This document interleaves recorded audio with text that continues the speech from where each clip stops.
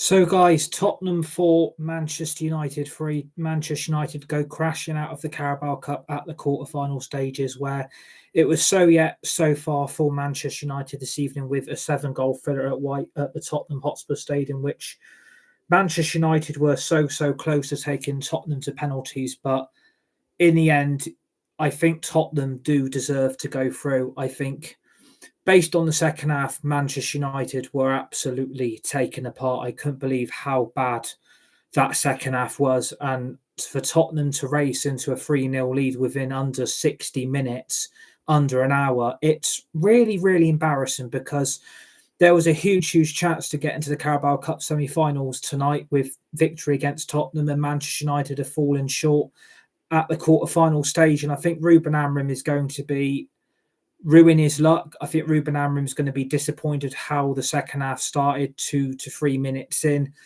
And I think overall, I think he would have been pleased by the response after being 3-0 down. You can't take anything away from Manchester United. I mean, being 3-0 down, it's going to take a long way back for Manchester United to get any kind of a response to Tottenham's dominance. And I think Manchester United were really lucky to even score 3 goals tonight. But to lose out by the odd goal, it is very disappointing. It's very frustrating. And I think Manchester United have paved a lot of their errors tonight. And those cracks and those wounds have officially once again opened at Manchester United under Ruben Amorim, where the reality of this job is getting bigger and bigger day by day for this manager who has come into this football club to work absolute miracles with these players and with this squad that has seen over 600 million spent in it by the former manager Erik ten Hag in the last 2 transfer windows. For me, tonight, it was the nail on the coffin of some of these Manchester United players' futures. I think that has to be the decisive outcome by tonight. I think Ruben Amorim got it massively wrong by the team selection. I didn't expect Ruben Amorim to make as many changes as he made tonight. I don't think Manchester United took that very seriously. I don't think Manchester United put out their strongest team as possible as what they could have done. I think Manchester United have let Tottenham go. I think Manchester United have realised the Carabao Cup's not really much of an importance this season. I think Manchester United have got bigger fish to deal with. And I think at the end of the day, it might not be so bad going out the Carabao Cup. It might not be the end of end all really for Man United to go out of this, but it's extremely disappointing to lose 4-3 to Tottenham, especially where we all thought the comeback was on. We all, Manchester United fans and Man United supporters, expected the comeback was going to be complete, where Spurs were absolutely racing away with the game. I couldn't believe how good Spurs were actually tonight. I thought Spurs dominated Manchester United. You can't take it away from their players. You can't take it away from their fans. And you can't take it away from their supporters either. I mean, they deserve to go through in my view. I think Spurs do deserve it. I mean, I don't think Spurs played well in that second half. Come the closing stages of that game, I felt Spurs really shat themselves at 3-0 up. I probably thought they took too much cockiness and too much arrogance into their lead. And probably Spurs thought the game was probably over and probably took their foot off the gas a little bit and probably thought, well, we don't really need to go and bust a gut anymore. We've got a 3-0 lead. We've got a clean sheet. We don't really need to go and score 4 or 5. We don't really need to rub salt into the wounds of Manchester United. And I think that was probably a missed opportunity from Tottenham to really rub salt into the wounds tonight of this football club, because Man United were taken apart. I mean, I can't believe how bad we were. I mean, especially after the weekend and especially after beating Manchester City in the Manchester derby, we have come straight back down to earth with a bump. And it is very unfortunate that we've had to witness that kind of second half performance, in my view, because I don't think Manchester United expected to be absolutely blown away by that response in the second half. It was so quick. I couldn't believe how good Tottenham came out of the starting blocks in that second half. It's just Manchester United did not get going. And you have to blame really the amount of errors that Manchester United team made tonight. A lot of those players, for me, again, I still question how they are still playing for this football club. You have to question the team selection. You have to question some of the selections of some of these players. And you've got to question, did Ruben Amorim get the team selection wrong? For me, I think Ruben Amorim has got to take some kind of the blame tonight. I think Ruben Amorim has missed an absolute trick. I think Ruben Amorim didn't really take the Carabao Cup as serious as I thought he was going to. I thought we were on the way up. I thought Ruben Amorim would have realised how crap some of these Manchester United players actually are. And I thought by the stuff going on with Marcus Rashford, I thought Ruben Amorim would have learned from some of these players making their own egos bigger than this football club. And I thought Ruben Amorim would have realised by now a lot of these players can't be trusted. But the team selection, I think, has really, really cost us tonight. I couldn't believe by the amount of changes. I am shocked by that. I'm really, really questioning why Ruben Amorim made that amount of changes. Like, Tottenham put out their full-strength team tonight. Tottenham put out their full-strength team. And Manchester United decided to make a string load of changes. And I've got to question that manager's authority by making the amount of changes he did. And you've got Mark Goldbridge waxing lyrical over, we've got to freshen the team up, we've got to rotate, we've got to freshen the team, and we've got to change the players. Every player can't play every game. And you've got Mark Goldbridge wanting the best for this football club and for the fans and for the supporters, and he's waxing lyrical that a manager's got the right to rotate, a manager's got a right to change the team, a manager's got a right to freshen things up. But I feel Mark Goldbridge would have learnt by now a lot of these players aren't good enough. And I thought Ruben Amorim would have realised that as well. I think Ruben Amorim should have realised a lot of these players aren't good enough, but you're still giving them a chance. You're still giving them an opportunity to play for this club. And you're really still giving them a chance. And I don't think that's right. I think that's wrong. I think Ruben Amorim should have realised by now that a lot of these players aren't good enough. And when they're getting a chance and when they're getting game time and when they're getting opportunity, a lot of these players are going to end up being kept by the football club down to sentimental value, in my view. I don't think it's fair. I think a lot of these players have outlived their sell-by date. I don't think a lot of these players should be anywhere near this team. And a lot of these players who played tonight should never be anywhere near a Manchester United shirt ever again. I think it's an absolute disgrace. I think those players in the second half were an absolute disgrace. The way we went 3-0 down so quickly and the game was basically gone, I honestly thought there was no coming back from that. The down tool, they gave up and basically waved the white flag. Manchester United gave up on the fans tonight. They gave up on the supporters and they basically down tooled again under another manager who I see a vision, I see a style of play and I see what he's trying to do. But when you've got players who are simply not good enough to do what the manager's wanting out of them, Ruben Amorim has got to realise a lot of these players, mate, aren't your fault. A lot of these players are responsible for the amount of managers that have walked in and out of those doors of Old Trafford. And a lot of that isn't your fault. But when Ruben Amorim is having to pick them, you've got to question why he's doing it. Is it a sign of, I want these players sold, here's an opportunity, let's put them on the stage and see what they can do and see what suitors are going to impress them in January or even next summer?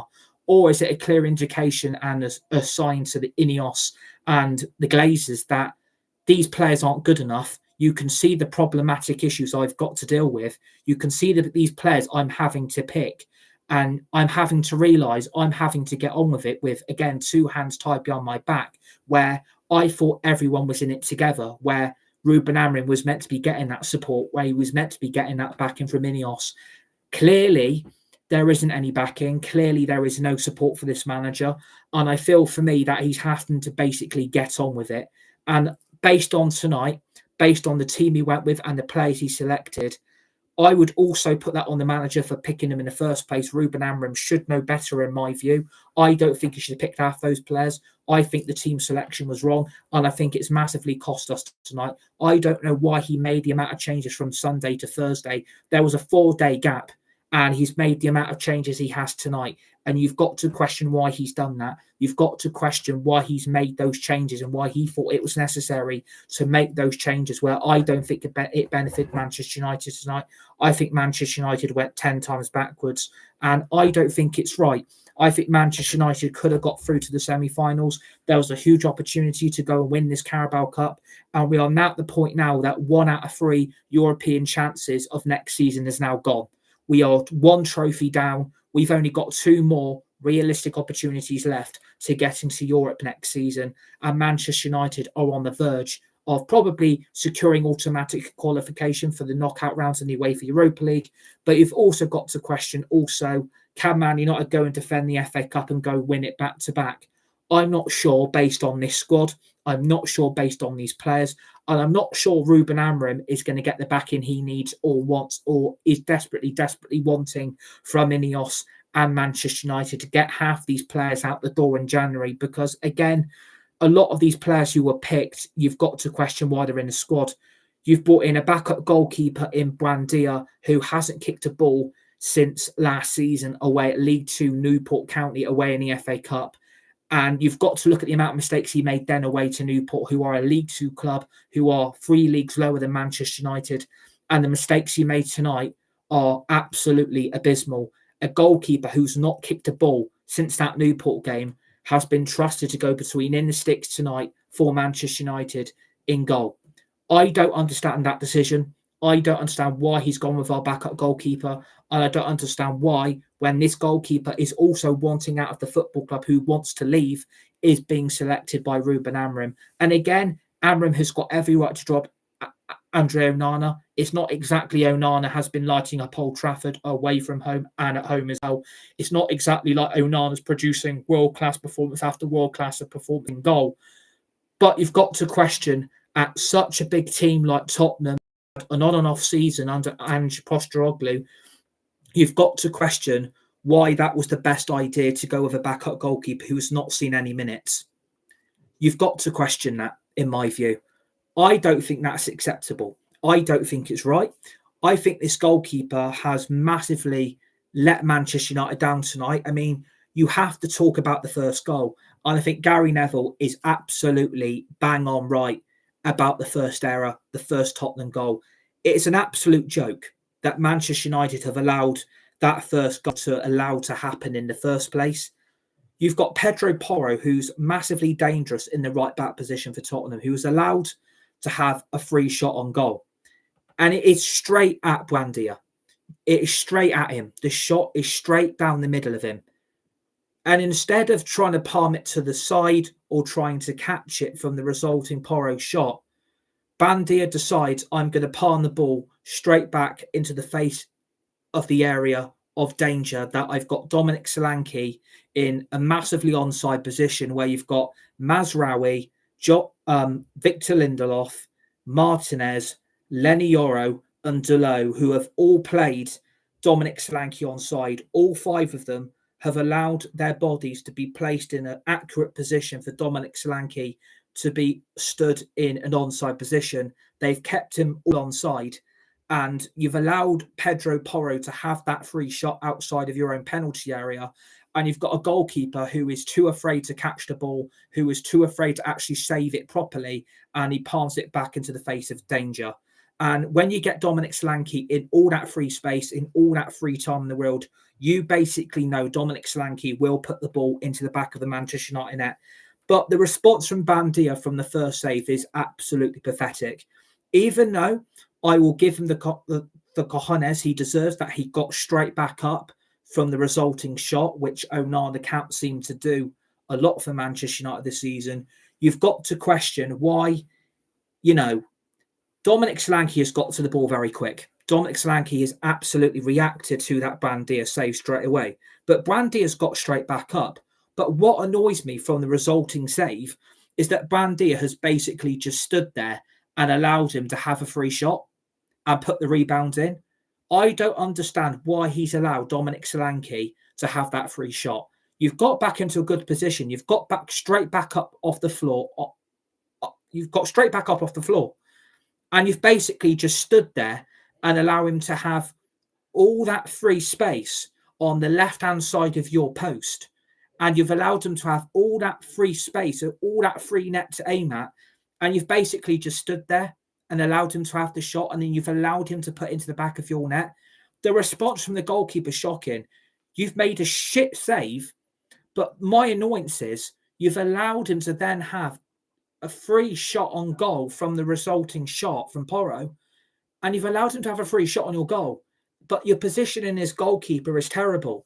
You basically leave all that free space on one side of your open net, and you've allowed him to rebound the shot straight into your net, and you've just stood there like a statue. I can't believe he hasn't died for that. I can't believe he's not actually tried to bother trying to react to Dominic Solanke's quick reaction to the save from Buendia in the first place. It's really, really shocking goalkeeping. It really, really is. And you can't defend like that. But you've also got to blame Mazraoui, you've got to blame Martinez, you've got to blame Yoro, you've got to blame Lindelof, and you've got to blame DIALLO as well. All five of them, plus Buendia, are also at fault for the first goal, because all five of them, apart from Buendia, who is in goal, all five of them have played Dominic Solanke in an onside position. They've all played him onside. Why are we playing such a high line? Why are we playing such a high line defensively, knowing when Pedro Porro is going to have that free shot on your goal? Why hasn't one of you anticipated, look at all the time Porro's got, look at the shot he's going to have on goal? Why is no one putting a block in? Why is no one put a tackle in? And why is no one closing that shot down? Because if one of those five players I've mentioned there get a block in or put a tackle in or put their body on the line from the Porro shot, that ball would have gone nowhere near Buendia and it went nowhere near our penalty area. But because all five of them have had to play Dominic Solanke in an onside position, all of them is too little too late. And the problem is, I don't think one of those players saw Dominic Solanke in all that space. I don't think one of them saw that Solanke was in an onside position. Not one of them saw it. But when you know all five of them have played him on, you've got to question, why has not one of you tried to counteract that onside position and try and break the offside and try and get him in an offside position where he runs a little bit too early? That's what really frustrates me. But it's the goalkeeping situation I'm more annoyed at, because to save that, you've either got to catch it, which is not really difficult to do, or you've got to try and palm that shot to the side. You can't let that shot straight at you and then palm it straight back into the face of danger, which is in your penalty area, knowing Dominic Solanke has been played onside by five Manchester United players all at the same time, and if you allowed him to have a shot on goal and you've just stood there like a fucking lemon and not decided to even bother trying to make an historic save to block Dominic Solanke's shot. And I thought Buendia would have reacted better to that. Knowing he's made a pathetic save in the first place, you've got to question, why has he not responded to the Dominic Solanke shot? That should have been kept out. That should have been saved. That's crap goalkeeping, but it's also crap defending by Manchester United once again for the first goal. For the second goal, I don't know how many minutes it was inside the second half. And we're going to check it. We are actually going to check it. We are going to check it right now. How many minutes did it take Tottenham to score inside that second half? How many minutes did it take? Because honestly, Ruben Amorim had 15 minutes inside that United dressing room to try and get these players to respond, try and get them to come back and win this game. I get the first goal was shit, but the second goal, you've got to question again, not just allowing free crosses into our own penalty area. You've also got to blame the defending again, but you've also got to blame the goalkeeping. I mean, I don't know who puts the cross in to the Man United penalty area inside the first minute in the second half. I don't know which Tottenham player does it. It might have been Song. I'm not 110% sure. But why, again, are we allowing such dangerous crosses to go inside our penalty area? Why is no one trying to block that type of dangerous cross in the first place? Why is not one Manchester United player doing it? You've got that type of quality that Heung-min Son has done so many times for Tottenham in a Tottenham shirt throughout his whole Tottenham career. What annoys me, again, no one closes the cross down, no one puts the tackle in, no one's trying to close him down. Not one of them is trying to put their body on the line to close that cross down, because it's such a low cross. It is so low to the ground that I think Manchester United players probably expected Heung-min Son, in my opinion, to put a different type of cross in and go with a high cross instead of a low cross. And unfortunately, the low cross, it isn't exactly that great, and it's bouncing all around the penalty area. But the defending, who, again, is at massive, massive error tonight, has probably had one of his worst performances in a Manchester United shirt since he's been at this football club is Lisandro Martinez. What the hell happened to him tonight? What the hell happened to Lisandro Martinez tonight? Because I tell you what, he was nowhere near that tonight. Nowhere near the level we wanted. Nowhere near the level that we all know we expect Martinez to achieve and for him to do. But his slice tackle away from the Heung-min Son cross that comes into the United penalty area and Martinez kicks the ball away. Was it with his left foot? He basically takes a little swipe away from the ball trying to go anywhere near our goal. So he's done his defensive job. But what he doesn't realise, the defensive job he's trying to make clear and to satisfy our defence that we don't concede a second goal, you've got to question, knowing Kulusevski is in that United penalty area, we need to clear this ball away. And Kulusevski is like inches away from the Man United goal. He is inches away from it. Inches. And Martinez plays a pathetic swipe cross away with, actually it was with his weaker foot. It was with his weaker foot. He takes a pathetic swipe away with his weaker foot, not realising, oh, Kulusevski's in our penalty area. He's been left unmarked. No one's near him. And he's basically allowed the ball, who he's basically gave the assist for Kulusevski to score. So Martinez has got an assist tonight for the second Tottenham goal. Because Martinez defending is pathetic. You've got to be getting that ball out of your penalty area. And you take a pathetic, incompetent swipe away with your weaker foot, knowing that you could probably have done a lot better to get that ball out of our penalty area. And you've basically assisted Kulusevski for the second Tottenham goal. You've basically gifted him the ball. You've basically given him the assist. Here you go, Kulusevski. Have a free shot on goal on me. We all really, really do not mind here. Let you have a free shot. Let me expose how shit I've been tonight and let me be blamed for the problem. Martinez needs to be doing better. Martinez needs to be doing better.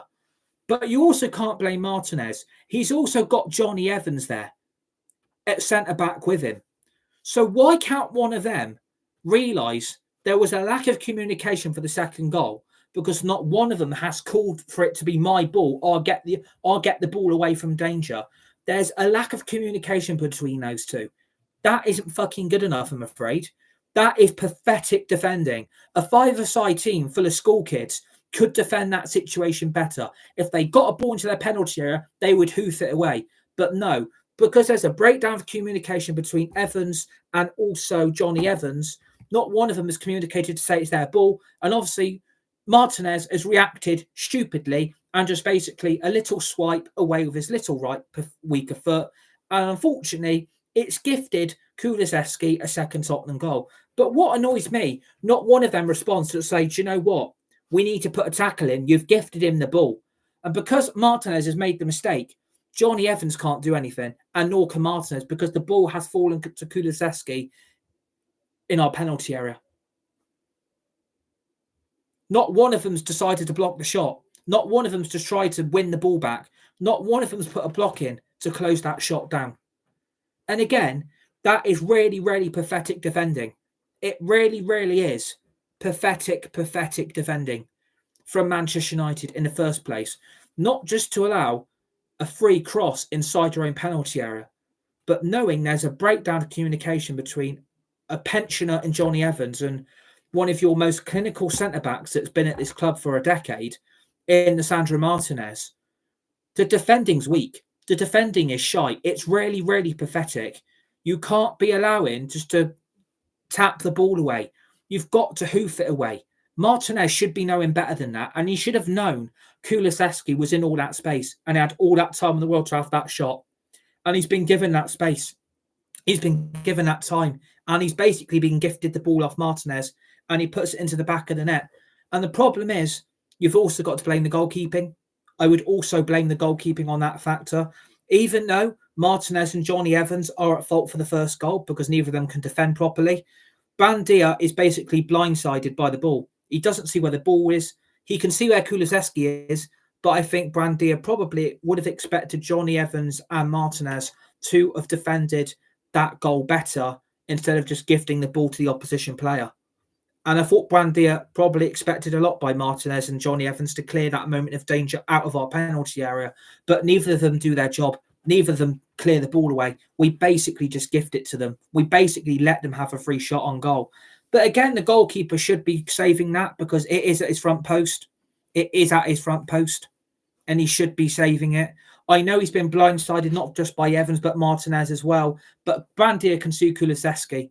I think Brandia can see him. So, in my view, it's not just down to the defending as well. It's also down to the goalkeeper who should have kept that out. And then we move on to the third goal where one long ball, again, who's at fault for the third goal? Johnny Evans, Alessandro Martinez and Brandia. One long ball over the top of Martinez and Johnny Evans, and Dominic Solanke doesn't just sit Martinez down on his ass. He then sits Evans down on his ass as well. Dominic Solanke has been allowed a free run inside that United penalty area. One long ball over the top of two of our centre-backs, and Dominic Solanke has not just outplayed both of them. He's then allowed a free run inside our penalty area and a free shot on goal. And nor Johnny Evans or Martinez decide to put a block in, to put a tackle in, or put their body on the line, or actually try and win the ball back. They both get sat down on their pathetic, shitty ass because neither of them can defend that situation. I can't forgive that. I'm really sorry. That is fucking unforgivable. You can't just allow Dominic Solanke to make a massive, long run inside your penalty area because one long ball has outplayed both of you in one moment, and neither of you have decided to anticipate, right, which one of us is going to go for try and win the ball back? Which one of us is going to put a block in? Which one of us is going to put a tackle in? Which one of you is going to do fuck all? Because neither of you do nothing. And that, for me, is disgusting. That both of them have allowed Dominic Solanke, in the first place, to be allowed all that time and space in our penalty area. And not one of you has decided to block the shot. Not one of you has tried to win the ball back. Not one of you has tried to put a tackle in. A breakdown of communication again. Because we've got a pensioner at centre-back and we've got a centre-back that looks absolutely on Maguire's level of incompetence, who is not comfortable when he doesn't have De Ligt with him. And I'm not saying De Ligt was a massive miss, but we did miss him tonight. I think De Ligt would have played tonight, and there's no understanding why De Ligt's not in the team. There's no understanding why he's not in the squad, and there's no understanding why he's not playing tonight. We've not been given a reason. And if we haven't, we're in big fucking trouble, because Johnny Evans can't be trusted, and nor can Martinez, because they're both at fault for the second goal, but they're also at fault for the third goal as well. They're both at fault for the second and the third goal because neither one of them can defend properly. I can't believe in the first instinct that they've allowed a ball to go over the top of both of them, and neither one of those two could decide by their lack of shitty communication. I mean, you might as well bring Pigeon Mail back. You might as well get Dastardly and Muttley to go and catch the fucking pigeon and get him to deliver a letter to do so, because there's a lack of communication again. But the arrogance and the cockiness and the incompetence from their defending is disgusting. You can't be allowing Dominic Solanke a free shot on goal. You can't be allowing him to run inside your penalty area because not one of you has been fucking bothered to put a tackle in or to put a block in or to try and win the ball back. You've basically let him have a shot. And again, you've also got to question Brandia again for the third goal. It's not just bad defending, it's really bad goalkeeping. Again, I am going to go back to he was blindsided by Johnny Evans and Alessandro Martinez, but Brandia could see that Dominic Solanke was onto that over the top ball. He could see that Dominic Solanke was going to be onto that. And I think Brandia even knew from his own instinct that in his view, that we were going to concede, because neither Johnny Evans or Martinez have bothered. Neither of them have bothered to try and at least put a tackle or a block or to try win the ball back. Neither one of them have bothered. And it's really, really pathetic that neither centre-back have done it. And it's not fair. It's not fair. It really, really isn't fair that neither of your centre-backs can be fucking asked to do their job properly. It's really pathetic defending. But again, Brandia's been blindsided because both of them are in his line of vision. But again, the ball is straight down the front post of Brandia. The ball is straight down the front post. I'm sorry, you should be saving that. I know you've been blinded by these two muppets, but at least try and keep this out, because the third goal killed us. I thought, do you know what? No coming back from that. This is game over. This is absolutely game over. The game was gone. By the 53rd minute, the game was up. We couldn't do anything. We've lost. We're out the Carabao Cup, even though we're out anyway. But all of a sudden, when you get one back, and then you get two back, and then you get three, you honestly think there's a chance here that we can take this to penalties. This might be the comeback of all comebacks for Manchester United to win this game. The first goal that we score, again, it comes down to the subs of Ruben Amorim. He chucks off Anthony because he's done fuck all tonight. He gets rid of Eriksen, because what's Eriksen doing back in this team, by the way, can I just state? He hasn't had a sniff since Ipswich. And we thought that was a good idea to start him tonight. We thought that was a genius mathematical decision that we'd give Eriksen some game time. He's not had a sniff since Ipswich. He hasn't had a sniff since that game. And we think it's a good idea to chuck him in 2 months later at the Christmas period where Eriksen isn't at the fitness, isn't at the match level, and he hasn't kicked the ball since the Ipswich game. And we're going to chuck him into a game like this knowing we've got to win. Because realistically, it's 1 out of 3 possibilities to get into Europe next season, and we chuck Eriksen in. That is delusional. We want to get rid of Eriksen, but no, we're going to give him some game time. We're going to start him. We've got to rotate. We've got to freshen things up. What a fucking joke. Like, what a joke. You're going to start Eriksen in the midfield too with Agate. Need I say more? Need I say fucking more? That is on Ruben Amorim for selecting Eriksen. Ruben Amorim doesn't want Eriksen, but we're still picking him. Make that make any sense? Is that on the manager, or is that on the board? Is that on Ineos saying we can't get rid of Eriksen? No one's going to take him. We can't sell him. We can't get a sell-on fee. I mean, if you let him go for 3 million, at least you're making profit. But no. It's just absolutely lackadaisical from that midfield tonight. And I think Agate suffered from that. Agate didn't look comfortable tonight. It really, really didn't. I felt sorry for Agate because, in my view, he's been one of our best midfield performers all season since he's been in this team consistently. And he doesn't look comfortable with Casemiro. He doesn't look comfortable with Eriksen. Agate does not look comfortable with anyone except from Bruno Fernandes. And again, I don't think he had his best game tonight. Fernandes was so frustrating. It really, really was one of the most frustrating midfield performances all season that I've seen from this club, because not one of them could control that midfield. Not one of them could hold that ball. Not one of them could dominate the possession and control the midfield from one to the other. And we couldn't get the ball forward enough. We really couldn't. And again, most of the forward midfield thinking was from Bruno Fernandes, who unfortunately ended up having to step back from the front to support the midfield, because the midfield couldn't fucking do anything because we are using Eriksen. And Agate is having to do most of the attacking work as well as the defensive work because Eriksen can do fuck all. And Agate's game suffers because Eriksen's defending and his speed and agility is gone. He should be on the retirement home with Johnny Evans. And Agate's having to do most of that work. And Eriksen can't do neither. And you're starting Eriksen with a young Agate who needs that more of an attacking support as well as defensive support from a younger upcoming midfielder, but you're stuck in retirement home Eriksen. Like, it doesn't make sense. It really, really doesn't, because all we did for the rest of that first half, because Fernandes was doing most of the attacking work because Eriksen and Agate couldn't do it, most of the attacking work came from Fernandes. He dropped back from that front free support and dropped back into the midfield free to do most of the attacking work. And then unfortunately, it made Anthony suffer, even though he did, again, absolutely nothing tonight. I don't understand why Anthony started. I mean, can someone consider why that was a good idea to chuck Anthony in? And we're on about getting rid of this guy. Make it make sense, people. Really start to make this make sense, because for me, it doesn't make any sense. It doesn't make sense. We're trying to get rid of him, but again, you're starting him a game like this, knowing this is a huge opportunity for this football club to go and win the Carabao Cup, and we've gone out because there's been a lack of attack all game in that first half.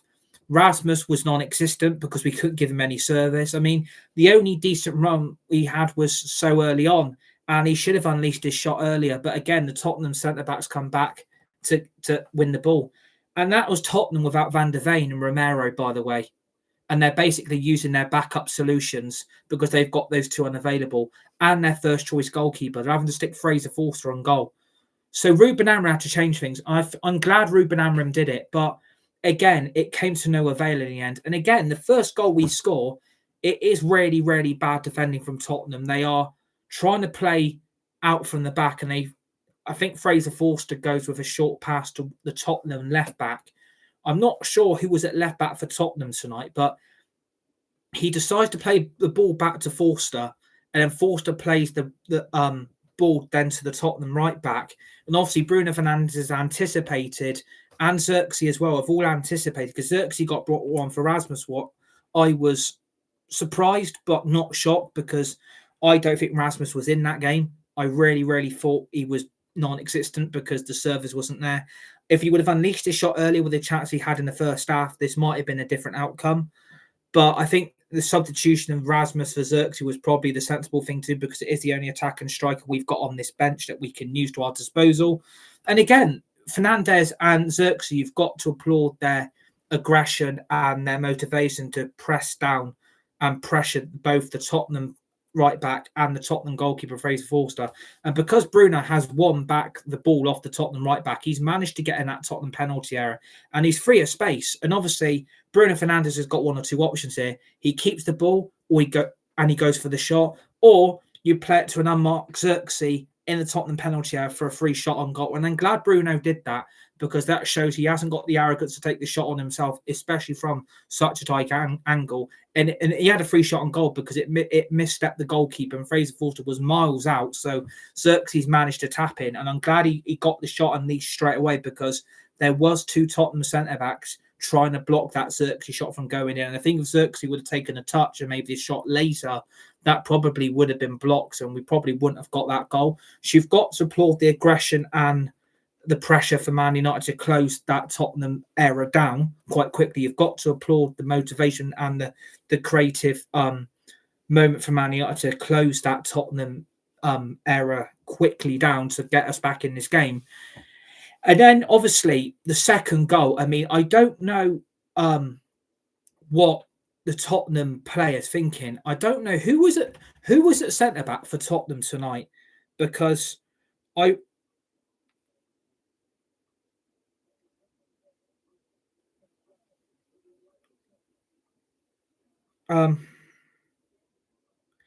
don't know who was at centre back for Tottenham tonight, because was it who was it? Who was starting at Tottenham centre back tonight? It was Gray, the young Tottenham centre back. He was starting at centre back for Tottenham tonight, and the ball back from Archie Gray, who they brought from Leeds. Obviously, it is a decent ball back. It is a decent ball back, and obviously Tottenham have decided to just hoof the ball long and to just get the ball away from any type of danger. And it is a good ball back. Archie Gray has played a good ball back to the Fraser Forster. And again, you would have thought he would have just booted it long. But what happens from then is a moment I don't think Tottenham fans are ever going to forgive that goalkeeper, because the anticipation and the aggression and the motivation from Ahmad, again, when Ahmad's brought on, a difference is made from Manchester United's attack straight a bloody way. And you've got to applaud, because Fraser Forster has hanged on to the ball way too long, and he's taken time after time after time with the ball. Amad Diallo, and I think, Fraser Forster plays it from his left foot to his right foot in his own penalty to clear the ball away. And because Fraser Forster has taken way too much time with his own clearance, Ahmad has chased him down like a bloody NASA rocket and has put the block in from the Fraser Forster clearance from his own penalty area. And it's gone in off Ahmad into the back of the Tottenham net. And you could tell then Tottenham were on the fucking rocks. Tottenham, the second goal, Tottenham were on the rocks there. You could tell the pressure and the cracks Tottenham were making. They thought they had the game won. You thought they had their result. But to make it 3-2, I honestly thought this is going to be the comeback of comebacks and we're going to win this game. And again, you have got to applaud Ruben Amorim for bringing Ahmad on. The difference is night and day. When you've got Ahmad in that team, it's night and day. You've also got to applaud the Joshua Zirkzee sub because to an extent, it worked for the first comeback goal. So you've got to applaud Amorim for making those subs straight away. And he's not afraid to make it happen straight away. I think the problem with Ten Hag was he made too many subs too late on in the game when the result was already gone. Ruben Amorim is not afraid to make those changes happen straight away. And that is what I like about the manager. Even though the game was gone at that point, to come back to 3-2, it proves that the subs did actually work for Manchester United. And it did actually prove that making those subs was the right thing to do because we couldn't get Anthony into the game. Højlund couldn't get him into the game. And we had to change something to try and at least bring some kind of benefit to Manchester United going forward, attacking-wise, inside that second half. And when we got the second goal, you got to applaud Ahmad for his pressure, his confidence, and his ability to put the pressure under Fraser Forster to block the shot, and it's ended up in back of the Tottenham net, which, again, you have to applaud Ahmad for doing that in the first place. Because, again, I don't think any other Manchester United player does that, in my view. I don't think any other United player, in my view, would do that, a type of an attacking or pressure from a Man United point of view onto an opposition player. So you've got to applaud Ahmad from that. And again, I thought we're back into the game. Let's go and get that third. Let's even try and take this to penalties. If we can take this to penalties, great.